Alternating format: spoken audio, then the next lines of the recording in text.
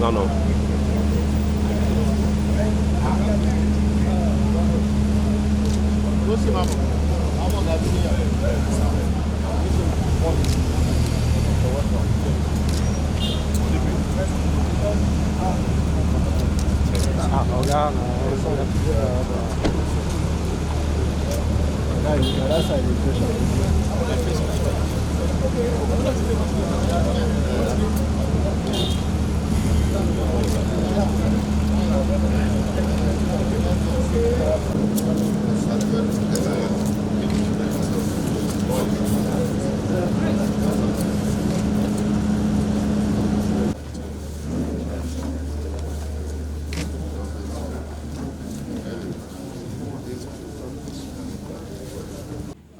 Is called because of the impending protest that is anticipated protest that is coming up next week. That is on the 29th of July and 1st of August to 10th of August. We have been deliberating on it. We have been discussing that. We said we should come and have some talk with you too. We felt that the present situation in the country does not or should not have a situation of protest, of disorderliness, of breaking down of law and order. I think we need a very peaceful environment, peaceful Nigeria, peaceful Lagos, where everybody will be able to apply his or her trade and business. And from our own point of view, the kind of protest that is coming up is not a protest we have any idea of.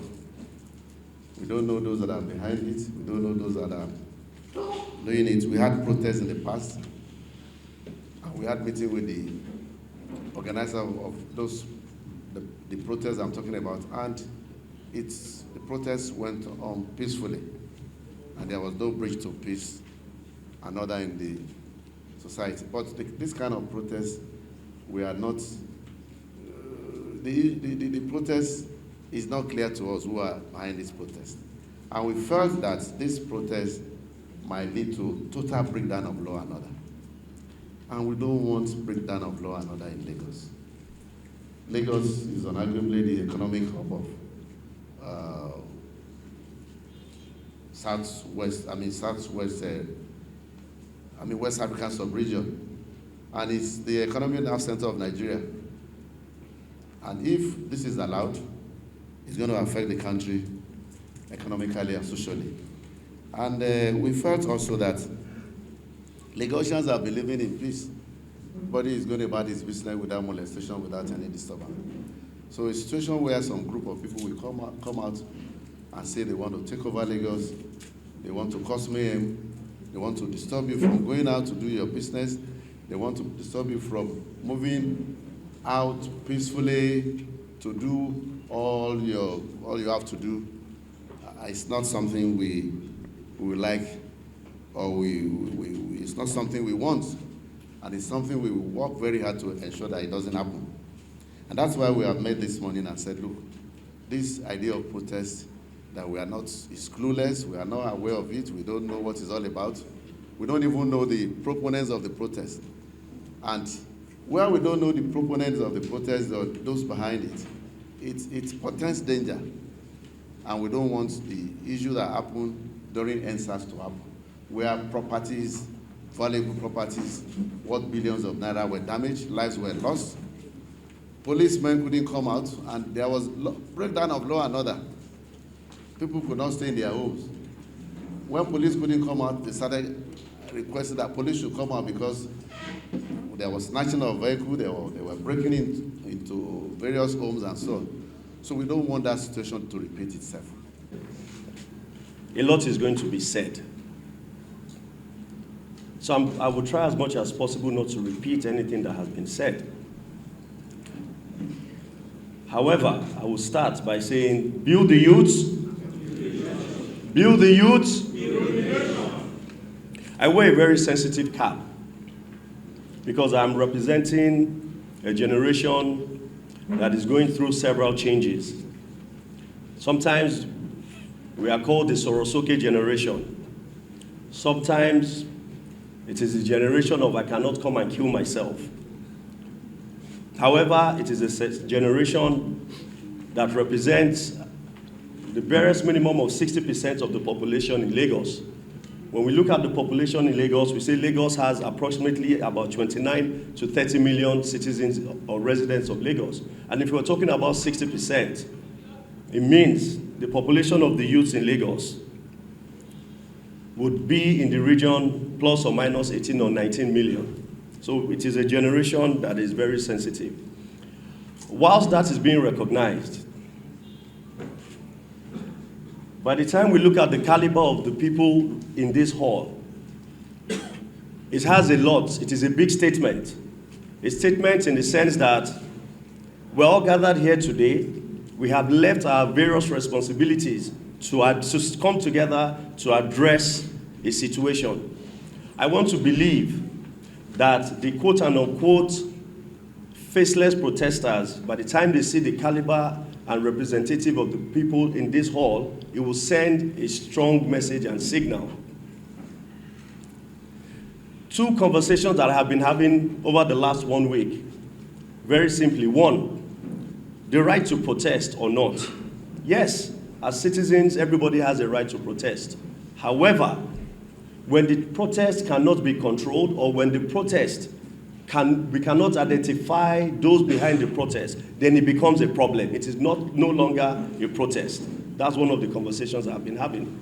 The second one, which is also very interesting, is the conversation surrounding the youths. When people are talking about protest, it's always centered around the youths. Some group of youths continue to say, well, everybody is facing economic hardship, not only the youths. But when they are talking about, when protests are being spoken about, it is always centered around the youths. Well, my simple response is we make up a larger number of the population, so it would always be centered around us. However, we believe the protest is across board because the economic hardship is not only to the youth, but is across the entire citizens of the country. And I'm also glad that we're all being proactive as opposed to being reactive, which goes to show that every single stakeholder in this room has decided to take responsibility of what is coming ahead, irrespective of the outcome. Again, like I said previously, I am sure the quote and unquote faceless protesters are already aware that everybody is taking responsibility, everybody is taking ownership, everybody is rising to the occasion because this is our Lagos. Lagos is our home. We cannot afford for anything to happen to our home, which is the reason why we have all gathered here to ensure that the necessary steps are taken by each and every one of us to ensure that we remain peaceful. United we stand, divided we fall. When there are crises, there are little that we can achieve. But in situation of peace, in the environment that is peaceful, a lot can be achieved. As we are all seated here, we are all citizens of Nigeria. We are all residing in Lagos. We are citizens in uniform. You are citizens that are not in uniform. But the common objective of all of us is that Nigeria belongs to us. And we are all here in Lagos to carry out our means of livelihood, either as traders or workers of government. And as a result of this, it is incumbent on all of us to ensure that we make our society peaceful. We are all aware it is the current situation of things is affecting everybody. Some of these things are the issues that are global in nature. As the Commissioner of Police earlier said, the COVID experience that we had, which is still ravaging the world, because the effect of the COVID, we're also feeling it across the whole world. The one in the Ukraine and Russia war is also having effect on us, because we know the strategic position this nation has in the global economy. The problem of Palestine and Israel is also having effect on what we are doing here. The last NSAS protest, the effect on Lagos, we are still feeling it today. So if we allow another event that will further create problem for us to happen, it will elongate the period of our suffering in this country, and particularly in Lagos. So as a result of that, as we are all citizens of this country, and we're all residing in Lagos here, we want to appeal to all of us, because you are all opinion leaders. You all have constituency where you have people that you influence. We want you to please appeal to them to be patient with the government, because a lot of measures have been taken. You know, in a sick society, every step to health is always an insult to those who live on the sickness.